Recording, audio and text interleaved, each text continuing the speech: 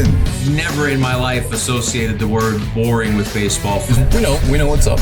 Me? Yeah. Famous? Yeah. And I'm like giddy over there smiling like, we're about to win this shit. Did everyone give you crap? Give me a good host story. I'm not picking it up. We both love the game. We talk about it every day. Get on baseball. Having some popcorn, you're fooling around your phone. I'd have to wait in line for 3 hours. Hang on, because it's about to be a wild ride.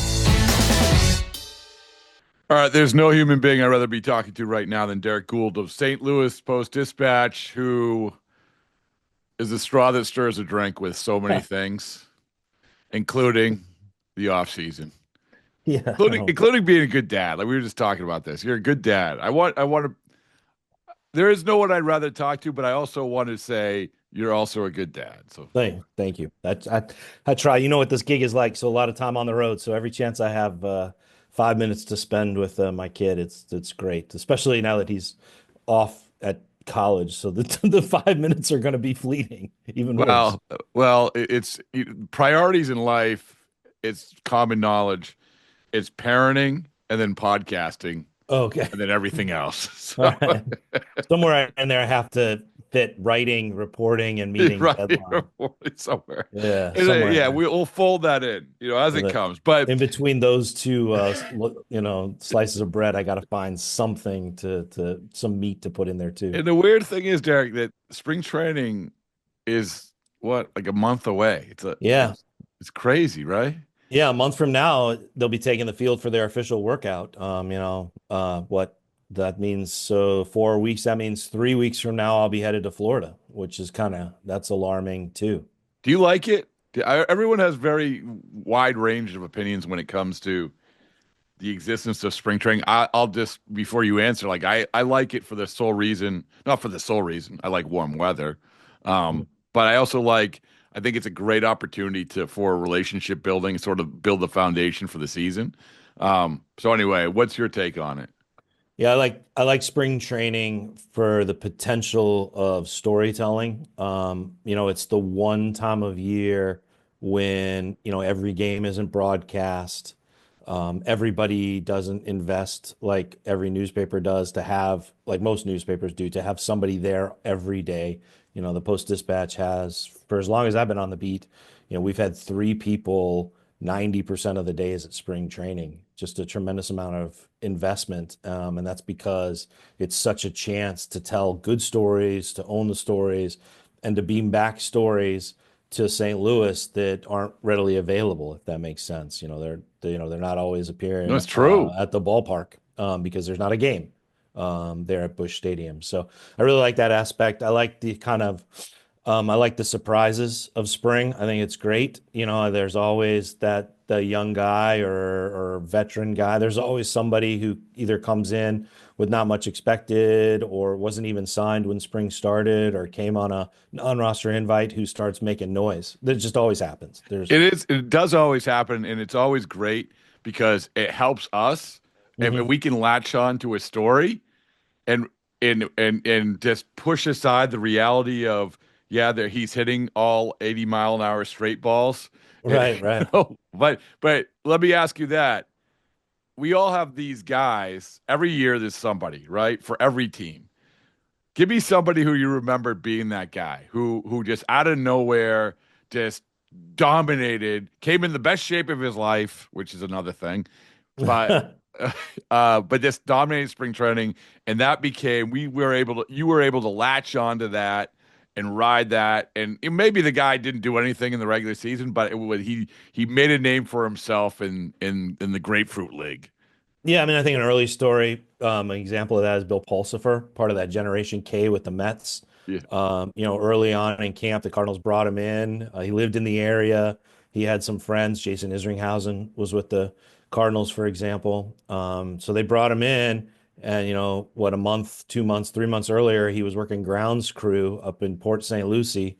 And then he's getting a chance to pitch for the Cardinals, and no one can get a hit off of him. It's just at one point in time, talking to Dave Duncan, the pitching coach, he goes, I don't know I don't understand how he's doing it, but he's doing it, and we can't ignore it. And he just did not, no one could make contact. It wasn't just that it was weak contact. There wasn't a whole lot of contact, period.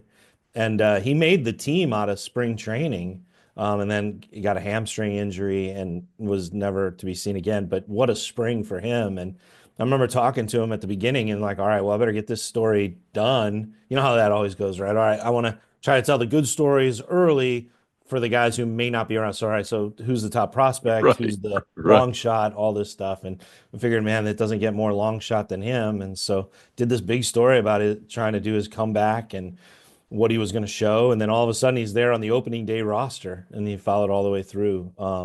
There's other examples. Ryan Ludwig is an example. Jordan Hicks is a tremendous example because he caught fire, pitched really well, then was optioned or not optioned, not even optioned, was reassigned to the minor league camp. And then they on a lark, they had this like early flight and they didn't want to pitch a lot of the big league guys before heading off to Montreal for an exhibition game. And so they were at West Palm Beach. They had him start, and it was a varsity lineup that he faced, so to speak, especially for spring because it was the last day of spring. And he just buzzsawed through them. And, there's probably a little bit of legend in this, but on the flight then from West Palm Beach to Montreal, Yadier Molina was in the manager's ear, just like, how do we go north without this kid? How do we do that? And sure enough, he met him for opening day. That's great. That's awesome. There's lots of examples of that. I mean, every team has them. Every spring has it. I won't lie. I won't pretend to say I don't go looking for it in those first few weeks. You try to ask around. I do spend a lot of time actually in the coming weeks asking around. Kind of already know one guy to watch with the Cardinals is Quinn Matthews. Okay. He's the guy who struck out 200 in the minors last year, Baseball America. So not a secret. Baseball America's pitcher of the year in the minors. So he's not coming in he's not a sleeper, but he's going to get such interesting and compelling innings and looks that if he makes noise, it's going to be something. And that's the cool thing. There's the guys who you come into camp like Quentin Matthews would say, from day one, we're watching him. Yeah. And there's the guys, and maybe it's just something that the manager says, hey, by the way, who looks good? This guy. Then all of a sudden they take off. And another dynamic that I think has changed is that with pitchers, if you had a guy come in and throw 99, it was the lead story for weeks, right? I mean, right.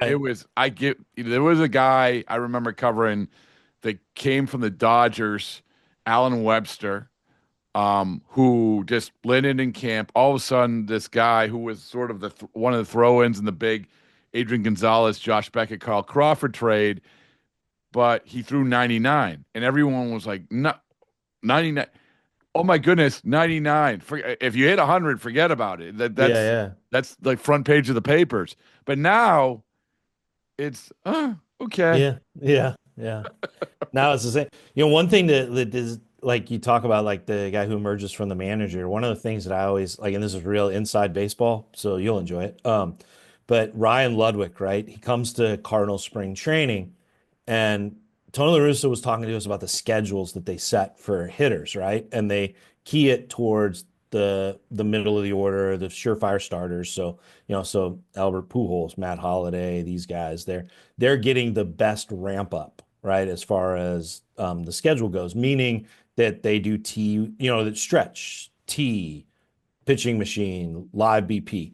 He said, well, to keep the trains running on time, there are people who have to do it in the worst order, right? They have to go face live BP first, and then go do your T work. You know what I mean? Like they kind of they don't get the cage time. Maybe that's an incomplete example, but they don't get the cage time. First, they have to jump straight from stretching to live BP. Good morning, welcome to the game. Yeah. And he goes, that's just the necessary to keep everything humming and to keep things on time. But he said, but there's also a test there, right? Like, what are the hitters that stand out when spring isn't set up for them? And Ryan Ludwig was that guy. They talked about how like you could watch the schedule too. Like we look back on it that year when he made the team, and he was an all-star for them. He looked at his schedule, and it was like, all right, everything stacked against him for a few weeks. Oh, now he's moved up. Now he's part of that, that featured prospect group that they want to see. Look, okay, now oh my gosh, he's playing every day. Wait, oh, now he's in Albert Pujols' hitting group. It was pretty good. Again, all good. You're making me. We forget this. We forget all that comes with spring training, including, by the way, the unbelievable overreaction to guys, right? Oh, absolutely. I Yeah. mean, which is we tell ourselves, Derek, like we tell ourselves, even as seasoned baseball reporters, do not get caught up in this. Do not get caught up in this. And you can't. It's hard. It's hard because you need storylines. B, the longer they do it, when they get past that first, like I said, the early part of camp where Yeah. it's 80-mile-an-hour straight balls. Oh my, this, I'm telling you, this guy is for real. Hmm. And then Yeah. we look back and like, oh, really? There's always those, but then there are the ones that are the true. And I don't know what the right word is. No, I take solace in the fact that, we can go in and say, all right, it's not going to happen this spring. And then you watch the team that has far more at stake go, it's happening to us this spring too. Like the manager falls in love, the front office falls in love, they have all the data and they have all the guardrails to not fall in love in spring training. And inevitably they do. It's not always with performance. It's sometimes too. Sometimes it's just with like personality. Like, oh man, we really like having this guy around, and he performs well too. But they're like, gosh, that's just a really good fit. All right, we're taking him. We're taking him. We're taking him north, and there's the team does it too. So it's not just the writers who are at fault or the fans or anything like that. No, The team, even with all their data sets and megabytes, still fall in love in spring. I know. So it makes me feel a little bit better. Thank you. So here's the pro morphing segue, whatever. Is Nolan Arenado in St. Louis Cardinals camp? Oh boy. Can I answer your question with a question? Where's Alex Bregman? Oh, um, Because he's not in Cardinals camp. We know that yeah. much. He's not, no, I think it's put it here's my answer to your question of my question, in a very vague answer, which is I think that Alex Bregman will either be in Boston or Detroit, so Lakeland or Fort Myers. Hmm. So that's the best I can do for you. It sure seems then that Fort Myers, if Bregman's in Lakeland, that Fort Myers might be the spot where Nolan Arenado goes to spring. But do you think that I think it's getting tougher and tougher at this time, because you got Bregman who's out there. Now he can make a decision this week and things start to move fast, right? Like that's sort of where we're at it feels like we're on the precipice of it or to the end of the diving board. And it's just like, who takes the leap? Both are being in ways used against each other, right? The availability of both can change the offers for both. The Cardinals' motivation for moving Nolan is well known, or their interest, I should say, in moving Nolan is well known. His interest in playing for a contender is well known. So it's not a matter of a whole lot of leverage. It's a matter of a whole lot of dollars and what the Cardinals are willing to do to move him or what they're unwilling to do and will be going into the season with him. There's also just I want to stress this, and I know it's super boring because people want to fixate on like what town is he going to go to, what team is he going to go to, and what prospects are the Cardinals going to get in return. There's just a lot of elements to his contract too that when the initial trade between the Rockies and the Cardinals went talked, then that almost came apart a few times, including like in the 11th hour. Just because of how the teams have to keep the modern day value, and as they want to move money around, you have to create other elements of the contract to do so, and some of those are not palatable. So, like a no trade clause gives player and the agent the right to say no. We like the place, we're cool with the team, but we're not comfortable with the parameters of what happens to the contract to go there. So that's also a factor here is how they sort through that. And, no one thought going into this that it would be an easy trade. No one thought that it would be an easy negotiation. And now you're running out of time to do a very complex deal. So is there a chance that he isn't traded. Obviously, like you Yeah, said, like we know there is. about the Houston thing blowing up, and you very well put by you how complicated this is. Does it get so complicated where they just land and say, "Oh, you know what? It's not going to happen." Yeah, I mean that's possible. It's also possible that Nolan says, "Look, it's not going to happen. I'm coming. I'm staying a Cardinal." Mm. Sonny Gray has said that. Wilson Contreras has said that. They both have no trade clauses, and when the Cardinals talk to them about, "Hey, this is the direction we're going to go," they're like, "Okay, cool. We want to be a part of that. We want to stick around for multiple reasons, different reasons for each guy."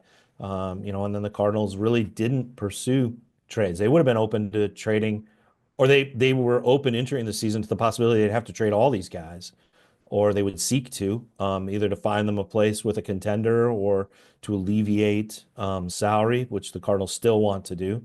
All that stuff is in play here for them. But when you had two guys who say, no, no, I'd like to stay. I want to see this through. I want to be a part of this. I think, or they like this city. They like playing at the ballpark. They like wearing the uniform. At least one case, they feel like they got unfinished business. There's some of that too in play here with Nolan. I mean, he could just say, "Look, I want to stay. I'm not the team I want to go to beyond the Cardinals, the place I want to call home beyond the Cardinals isn't available to me. So I can't see sticking or I can't see moving just to move in hopes of moving again. I'll stay with the Cardinals, which I find interesting because it would be, and I've pointed this out, and I think it's really fascinating. If that happens, it would be the fourth time that he has said, "I want to be a Cardinal," when given the chance to be something else. And that is something that I in my time with the covering the Cardinals really thought that the city responded to, and they really tend to like similar to Boston, right? Like Mm. they respond to guys who say, "I want to stay here. I love the history here. I want to be a part of this." And I'm eager to see if that's what happens, because I mean, how many guys get asked four times if they want to stay? 4 times. Four times, I mean, three times stay, one time go, right? Yeah, yeah. Well, the other part of this, you mentioned Bregman. So when Bregman's That's a name huge comes part. up, a lot of times people say, "Well, he's a good player, but look at last year. He's on a downturn now." People have to also understand with Bregman, like he had terrible bone chips in his arm. That was maybe not representative of the player that he is, but still, Mhm. the older you get, the more doubt creeps in. So the question I have is about Arenado. Like Arenado, Mhm. obviously a superb defensive player, no question. No one's going to question that. From your perspective, if a team does trade for him, what are they getting in him? This iteration of Nolan Arenado. I mean, a better hitter than Busch Stadium allows him to be. That's just straight up true. Busch Stadium is a very difficult place for right-handed hitters. It's a very difficult place for hitters, period. So much so that the Cardinals every so often flirt with the idea of moving the walls around, like they've done at Baltimore. But it's just a very difficult place. It's a particularly difficult place for pull hitters, and Nolan Arenado is one of the best pull hitters in the game. He pulls for a lot of power. Did at Coors Field, was rewarded for it. Did at other places. I mean, it's not like that NL West can be a difficult place to hit. As you know, there's some big ballparks there, but he still hit well there. And, but was a very strong pull side hitter. There was a time when the Cardinals traded for Nolan Arenado and put him with Paul Goldschmidt, current Yankee Paul Goldschmidt. Yeah. When they put those two together, they had the guy with the most pull side home runs since 2013 and the most opposite field home runs since 2013 in the same lineup. That's Yeah. pretty good. And so, but Bush is unforgiving. It's a pitcher paradise in a lot of ways, and it's only become more pitcher friendly through the years. And it can be very difficult on those right-handed hitters, which Nolan experienced. And he shifted his swing around. Last year, I mean, look at his numbers for the number of singles he hit. It's really stands out, like opposite field singles and what he was doing. Some of that is all right. I'm gonna make the most of what I got while I find my power swing. Some of it was like, all right, this is what the ballpark's given me, and this is where I can go. I think there's certainly an element where and where the the place he called home 81 games a year was a challenge, and how to produce there and do so with damage was something that the Cardinals, as a lineup, searched for. So it's no wonder that two of their most prominent guys would search for it too. What's that mean for the hitter that he's going to be? I think he's learned a lot about his swing. This winter focused a lot on mobility, which they guys do a lot. Explosiveness, flexibility. Something that veteran players talk about. That the ability to rebound from game to game when you don't have youth on your side. So you go for elasticity and flexibility and that kind of conditioning to recover better. He's doing that. He made you talk about his defense, right? His second half performance defensively last year was really remarkable. And I remember talking to him um, the week or even days before the All-Star break, right? He was dealing with at least three different injuries and playing through them. One of which was just really sapping his arm strength. He just was really trying to manage through some arm soreness, right? And he talked about how just getting the rest for the All-Star break would be enough just to calm it down, come back healthy, and that he would then have, all right, I got everything going for me. I can be aggressive again. I don't have to play a little bit restrained to stay in the lineup. And then that's what he did. His second half defensively is why he was a finalist for the Gold Glove. He put on a show, and it was vintage. He very aggressive, very assertive with his arm. Just all the things that he physically was holding himself back just to stay in the lineup, and contribute in some way. He felt healthy enough to surge forward and was rewarded for it. Didn't get that 11th Gold Glove, but put his name back in the hat, so to speak, after a year where he wasn't a finalist. Man, I love watching him play. I love watching good third basemen play, like Yeah. Chapman, Arenado. Yeah, absolutely. It's But my favorite. It's my favorite position. You didn't ask, but it's my favorite position. I can am go on asking, and on what's your about favorite it. position? Third base, man. I can go on and on about the guys. They give me a hard time around the ballpark, and then every so often it comes up on a blog about my defense of Robin Ventura during his famous moment. But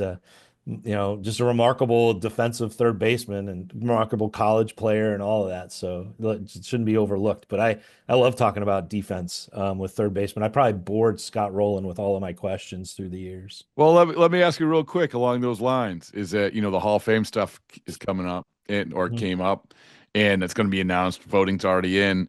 And there's guys on the ballot who I think that people are looking at defense more than ever. Like, heck, Yeah. I mean, I heard about pitch framing with Brian McCann, like as a thing, right? Yeah, and Russell Martin, one of the best, right? Right. Yeah. Exactly. So, and Chase Utley may be, a great example of this, Yeah. of how he's in the conversation now. Has it changed for you in that I know that you love defense, but Yeah, when you well, 'cause talk we have about better voting, numbers. has it changed for you? We have better numbers, Yeah. more reliable numbers, more tangible numbers. Really that has been there for the majority of my time as a voter. I think this is my 10th ballot. I think that's right. But so for the most of my time voting, there's been really good, and then they increasingly improve defensive numbers. Early on, it was a lot of reporting, still is. You talk to people about what do they view as the defense? How did this person change the game defensively? What are the numbers not telling me about the defense? What do you recall? What are some of the skills that maybe don't show up there, or they do show up there, but let's really kind of tease out the different levels of how they show up. But yeah, I like that conversation. I would not be responsive to my position if I didn't think defense gets you into the Hall of Fame, no pun intended, because there's a guy who played for the Cardinals for a long time who is the defensive standard for a position and for what it means to be one of the best defensive players of all time and go to the Hall of Fame with that reputation. That's Ozzie Smith. You cannot be around, cover, be interested, enjoy baseball in St. Louis, and the history of baseball in St. Louis, which I do, and I'm tremendously respectful of, and try to keep that in mind without knowing the value of defense. And it has to be baked into almost everything you think about. Yeah, and I love like I said, not only looking into it, we have the numbers, having the conversation, but most importantly, as we just talked about, actually witnessing it, getting a chance to witness. When you see it, man, it's like for me, Derek, it's going first to third, for the fast guy, like or making a good throw from right field, like that's the stuff that hits. You mentioned Goldschmidt, and Mhm. this is and I appreciate your time. I did want to ask you about not necessarily about Goldschmidt, but about the Cardinals when it comes to the Major League Baseball's offseason Mhm. is a really confusing thing or Mhm. important thing or polarizing thing. We've already mentioned Arenado, you mentioned Goldschmidt, but you're sitting in this division that is seemingly wide open. And you're there, Yep. you're seemingly wide open, yet a I lot of didn't these want to teams, spill something. Sorry about that. it's all good. As long as it's seemingly wide open, but you have these teams in the division, other than maybe Kyle Tucker going to the Cubs, are like, oh well, we're going to take advantage of this. Instead, we're talking about getting offloading money and this and Mhm. that. So, what's your perspective on where the Cardinals are at? Is it just setting themselves up for the Heim Bloom era next year? Yeah. Like, is that what it is? Yeah, that's a lot of it. I don't know what the percentage is, but it might be 60 cut costs, 40 set up for Bloom, or it might be 70 set up for Bloom, 30 cut costs. Probably depends on who you ask and what their frame of reference is. But I mean, reducing salary is a driving part of this. Reducing payroll is driving a lot of their movement and a lot of their decisions. They've said it as much, and then they've acted upon it too. We talked about Nolan Arenado. Part of why they want to move him is because then they move that salary. If they don't, the Cardinals if they aren't able to trade him, then they have to look elsewhere to move that salary, and that would be possibly dealing a starting pitcher or two starting pitchers to do so. And they don't know then how that sets them up. They would rather open up the spot at third for Nolan Gorman and reduce the cost there. But so that's a big driving factor. But there is an element of it, and it's an important one where they're going to say, look, we're going in a new direction. They've talked. It was interesting. I was listening to John Mozeliak, the president of baseball operations, who's going into his final year and will be replaced by Chaim Bloom. And Bloom then starts a 5-year contract. So it's no small commitment. So he hasn't even started it yet. He starts it next year. And Mosaic was talking about how there are going to be things that are different. And some of that is, the development of pitchers. So that's going to change. We've had a way of doing that, but the person in charge of that now is different. They're outfitting their staff. They're building out a huge staff. That's their goal. And so he said the idea is for it to be different. And the idea on his part is to have a major league team with young players who have had a chance to play their way into the future, play their way out of it. And then there it is. All right, you have a lot of position or a roster flexibility. You have more information on these young players, and it's yours to build around. If you feel this is your core, then go forward. If you feel you need to do something different, then do that to go forward. So all of that is kind of informing their moves. They have this year, they feel to step back, save money, which they are doing and they feel is necessary because they're going to have a drop in ticket prices that is, or I'm sorry, not prices. Well, they should have a drop in ticket prices too, but they're going to have a drop in ticket sales. We'll see if they drop prices. Probably will have to drop prices. I was gonna say, I'm like, oh my goodness, baseball history. Yeah. Well, they're probably going to have to. They're certainly infusing a whole lot of value added, the free bobblehead and giveaways and stuff like that. But they're going to have perhaps the most significant drop in ticket sales since the new ballpark opened. And for a team that has tied its payroll and its spending to its robust ticket sales and the commitment of this region to going to the ball game and 40,000 strong. So much of their identity is wrapped up in that. That's going to be different this year. And one of the things to watch is what's the cost of that, right?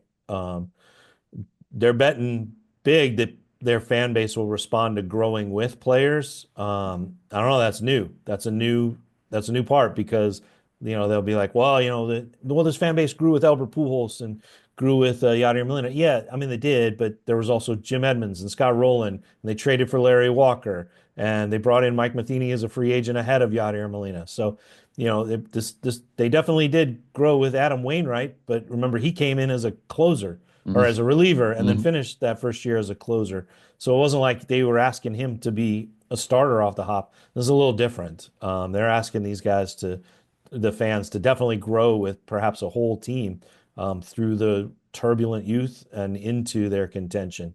So we'll see. We'll see if how the fans respond to that. And then of course you have the TV thing that was slashed by 23%. So that's a hit, and they're responding to it by reducing salary. Well, as you said, it's really a fascinating thing because when you have an organization taking a turn like this, yeah, and it really, we don't really see a front office, the head of the front office say next year that guy's taking over. Almost never. Mm-hmm. But and by the way, you're in the organization leading into it. You have all of this. You have the promise, but promises are a fickle thing. The thing that I think, Derek, that they have going for them is I'll come back to the division again. Yeah, it's not absolutely. that strong. Like No, you can compete. Like you can compete. So Yeah. if you compete and you look at the standings and you can say, oh, well, you might not have the stars and better times are ahead, but it's okay. I mean, the Brewers have won this division, and they've won it with really good players and standout players, and savvy trades. Traded for Yelich, traded for Willy Adames, and developed tremendous pitching. They didn't go sign a $300 million guy, and they've won they own this division. The team that could go out and sign that $300 million guy is the Cubs, and probably should and don't. So they allow for that, for somebody like the Brewers and somebody for a long time like the Cardinals to thrive. And, maybe this is the year that the Reds put it all together with, your former manager there, with Tito there at the helm, and lots of talent there. So maybe this is the year they put it together, but it's the same kind of thing, right? It would be with players that they mostly developed and got to the majors and went through some rocky times with, and now they see how they coalesce into a group. That's the vision that the Cardinals have, and it's one of the reasons why they're going to hand it to Chaim Bloom is to, okay, how do you become a development-based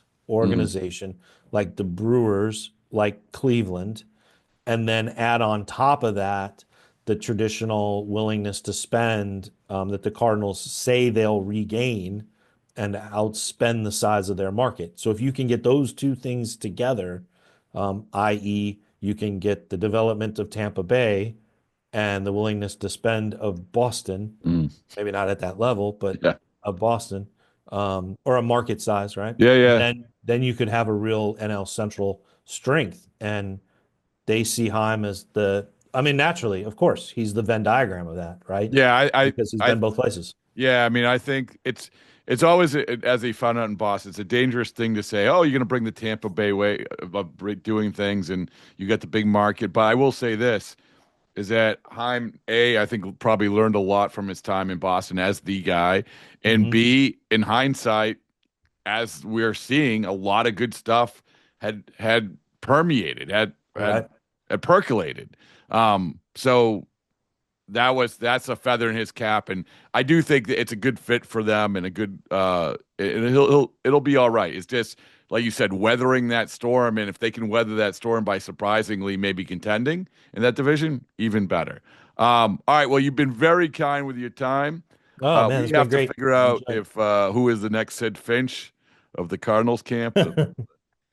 I'm definitely dating myself. No, that's a good reference. I love that book. Yes, and the whole story behind it. But the the magazine article, but the book that followed was great. The guy, of course, in case people don't know, is spawned was George Plimpton, right? George Plimpton. Yeah, George Plimpton. It was the out of nowhere. I'm gonna summarize it, but the out of nowhere guy with one work boot and threw 110 miles an hour, and they kept behind a curtain. I mean, there's a lot more to it. Surprise of Mets spring training, the big April Fool's joke that people took seriously, and the description of the catchers having to prepare for this high velocity by catching baseballs from a hot air balloon. So good, so good. And then the next thing you know, we were following Tim Tebow. All right, but hey, Derrick, thank you so much, man. I appreciate it, and I look forward to seeing you in Florida. Yeah, look forward to seeing you there, and also opening day at Fenway Park. Oh, Cardinals, Red Sox. How about that? Listen, we are definitely, absolutely donning a ton of baseball as in boring gear, which I will greet with you at the airport. All right. Yeah, it'll be a good time. Yeah, we're used to seasons ending at Fenway Park, not beginning. So this will be something new. Save that. That's a good lead. Oh, yeah, thanks. Yeah, all right.